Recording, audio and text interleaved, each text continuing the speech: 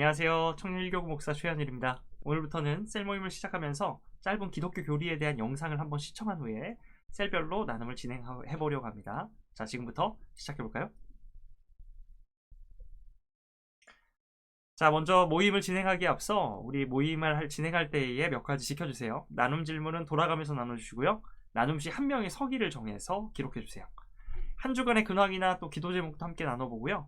마무리는 구성원 중 한 명의 기도로 마쳐주시길 바랍니다. 오늘은 다음의 세 가지 질문을 통해서 우리 함께 나눠보겠습니다. 첫 번째, 나는 예수님을 받아들이며 살아가나요? 하나님의 자녀로서의 권세를 누리고 있나요? 두 번째 질문은 하나님의 사랑이나 자비를 깨달았던 순간이 있다면 한번 나눠봅시다. 하나님의 마음을 깨닫고 나는 어떤 반응을 했나요? 세 번째로 구원에 영향받는 사람으로 살아가기 위해 나의 일상은 무엇으로 채워지는지 함께 나눠보시겠습니다. 계속해서 웨스트민스터 소요리 문답을 함께 나누고 있는데요. 오늘은 86번째 그 질문과 답변으로 시작합니다. 첫 번째 질문입니다. 예수 그리스도를 믿는 믿음은 무엇인가요? 말씀을 잠깐 보면요. 너희는 그 은혜에 의하여 믿음으로 말미암아 구원을 받았다 라고 얘기하고 있고요. 이것은 하나님의 선물이라고 이야기해요. 이 말씀은 구원은 믿는 자에게 주시는 은혜의 선물임을 이야기하고 있어요. 그러니까 구원은 믿는 사람에게 하나님께서 선물로 주시는 거죠. 이어서 영접하는 자, 곧 그 이름을 믿는 자들에게 하나님의 자녀가 되는 권세를 주셨다라고 하는데요. 자녀가 되는 권세가 무슨 뜻일까? 바로 자녀가 되는 권세, 하나님을 아버지로 모시고 하나님과 함께 한 집에 거주한다는 거예요. 그러니까 하나님의 집에 거주하는 것, 하나님 계시는 천국에 거주하는 것, 바로 구원받은 사람을 나타내는 말입니다. 그래서 기독교 신앙은 다음의 질문에 대해서 이렇게 답변합니다. 그리스도를 믿는 믿음이 무엇인가? 그것은 바로 구원의 은혜라 얘기합니다. 우리는 구원을 얻으려고 복음이 전하는 예수 그리스도를 받아들이고 예수님만 의지하도록 합니다. 다음으로는 생명에 이르는 회개란 무엇인가? 이렇게 묻고 있어요. 말씀을 또 함께 보실까요? 너희는 옷을 찢지 말고 마음을 찢고 너희 하나님 여호와께 돌아올지어다. 그는 은혜로우시며 자비로우시며 노하기를 더디하시며 인애가 크시사 뜻을 돌이켜 재앙을 내리지 아니하시나니. 아멘. 요엘서 2장 13절의 말씀인데요. 이 말씀에서 보여주고 있는 내용이 바로 회개에 대한 이야기예요. 회개란 하나님께서 돌아오라 라는 음성으로 말씀하셨을 때에 돌아가게 하는 결단입니다. 회개를 위해서는 우리가 하나님께 돌아가기 위해서는 그 몇 가지를 이제 느껴야 되는데요. 하나님의 은혜나 자비나 인애, 다시 말하면 사랑을 느껴야 해요. 하나님의 사랑과 자비를 깨닫고 그의 하나님의 마음에 감동이 되었을 때, 하나님 때문에 감동이 되었을 때 우리는 진정으로 중심으로 일으키는 온전한 회개를 이뤄낼 수 있습니다. 그래서 생명에 이르는 회개에 대해서 기독교 신앙은 이렇게 답변합니다.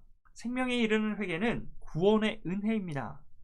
죄인은 자기의 죄를 바로 알아서 그리스도 안에서 하나님의 자비를 깨닫고 자기 죄를 괴로워하고 미워하면서 그 죄에서 떠나서 하나님께 돌아가고 굳은 결심과 노력으로 새롭게 순종합니다. 다시 말하면 자기 죄를 깨닫는 것, 그 자기 죄를 깨닫는 과정에서 함께 일어나는 회개의 과정은 하나님의 자비, 하나님의 사랑을 깨닫고 그 하나님의 사랑과 자비 앞에 나의 죄를 다시 바라볼 때에 하나님께 너무 미안하고 또 괴로운 마음을 품는 거죠. 그래서 그 괴로운 상태와 하나님이 미워하시는 상태에 머무르지 않고 죄로부터 떠나기를 결단하는 겁니다. 그리고 이제 하나님께 새로운 순종으로 나아가는 삶, 그것이 바로 생명으로 인도하는 회개의 뜻이 되겠죠. 네, 마지막으로 88번째 질문은 그리스도께서 우리에게 구원의 은혜를 전하는 방법이 무엇인지에 대해서 얘기해요. 또 말씀하는 구절을 같이 보시면요. 사도행전 2장에는 이런 말씀이 있어요. 그 말을 받은 사람들은 세례를 받음에 그들이 사도의 가르침을 받아 서로 교제하고 떡을 떼며 오로지 기도하기를 힘쓰니라. 주께서 구원받은 사람을 날마다 더하게 하시니라. 아멘. 네, 그러니까 하나님의 말씀, 그 말을 받은 사람이요. 네, 하나님의 말씀, 바로 그 말을 받은 사람이요. 그에 대한 응답으로 세례를 받아 이제 하나님 앞에서 새로운 사람으로 살겠다라고 결단하는 거죠. 그리고 그 과정에서 이제 세례를 받은 사람들, 하나님을 따라 살아가기로 하는 사람들이 이제 예수 그리스도의 몸과 예수 그리스도의 피를 기억하면서 떡을 떼는 과정, 바로 성찬을 말하고요. 그 성찬을 함께 하면서 하나 되는, 또 한 식구가 되는 그런 교제를 하고요. 그리고 하나님과의 직접적인 관계를 계속하기 위해 기도하기에 계속 힘씁니다. 그러한 삶을 이끄는 사람들이, 그러한 삶을 살아가는 사람들이 바로 구원받은 사람으로서 살아가는 모습이라고 하고요. 하나님의 구원받은 사람들은 그러한 모습으로 더욱 살아갈 수 있도록 하나님께서 말씀, 또 세례나 성찬, 성례라고 하고요. 기도를 통해서 계속해서 믿음으로 더욱 세워가시는 겁니다. 그래서 기독교 신앙에서는 다음의 질문에 대해서 이렇게 얘기합니다. 우리에게 구원의 은혜를 전하기 위해서 예수님께서, 그리스도께서 사용하시는 방법은 바로 말씀과 성례와 기도로서 이 행동들이, 이 실천들이 하나님의 택하신 사람들의 구원에 영향을 미치고 구원으로 인도함을 볼 수 있습니다. 네, 여기까지 요리문답에 대한 오늘의 나눔을 마치고요. 여러분 이제 다음에 나눔 질문을 다시 한번 읽어보면서 우리 나눔을 계속해 가시길 바랍니다. 오늘도 감사합니다. 첫 번째 질문, 나는 예수님을 받아들이며 살아가고 있는지 한번 생각해 보세요. 하나님의 자녀로서의 권세를 누리고 있는지 생각해 보세요. 두 번째로, 하나님의 사랑이나 자비를 깨달았던 순간이 있다면 나눠보시기 바랍니다. 하나님의 마음을 깨닫고 나는 어떤 반응을 했었는지에 대해서도 함께 나눠주세요. 세 번째로, 구원에 영향받는 사람으로,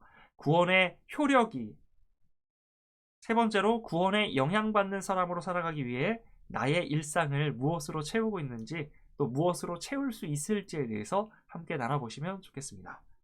오늘도 함께 해주셔서 감사합니다. 오늘 함께 나누셨던 내용을 여러분 서기 링크에 함께 기록해 주시고요. 서기 링크는 유튜브 아래 설명에서도 들어가실 수 있고요. 또 제가 카톡방으로 드린 링크로도 서기 링크 들어가실 수 있으니까 작성해서 함께 나눠주시면 감사하겠습니다. 다음 주에 만나요. 안녕.